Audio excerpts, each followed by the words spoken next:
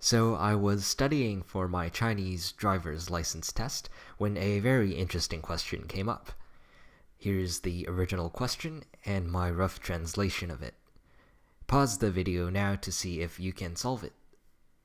The correct answer is A, since the speed limit for any highway in China is always less than 120 kilometers per hour, which is roughly 75 miles per hour.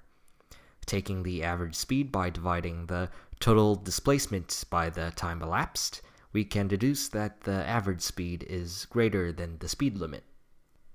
Let's first set aside the issue of whether questions like these actually help a driver's proficiency, and instead analyze the validity of the answer. Although this question did not tell us the speed directly, we can calculate the average speed using the mean value theorem to prove that at least at one point the driver's instantaneous speed reached 125.2 kilometers per hour. The mean value theorem states that for a function that is continuous on the closed interval ab and differentiable on the open interval ab, there exists a point C between A and B where the slope of the secant connecting the points A and B is equal to the derivative of the function at point C.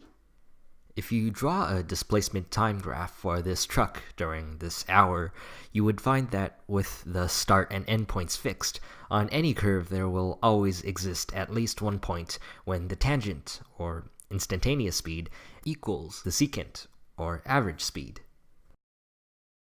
Technically, answer A isn't entirely correct either, since the mean value theorem only proves that at least at one point during the hour the vehicle's speed exceeded the speed limit. It does not prove that the vehicle's speed at the time of collision exceeded the speed limit. But nonetheless, this is still a very interesting question that also illustrates how many speeding cameras are designed. While Doppler and laser speed cameras measure the instantaneous speed at one specific location, two cameras on a road segment can be used to measure speeding over a greater distance or road interval. Anyways, I hope this bit of knowledge will be useful in the infinitesimal chance that you also encounter this question on your Chinese driver's license exam.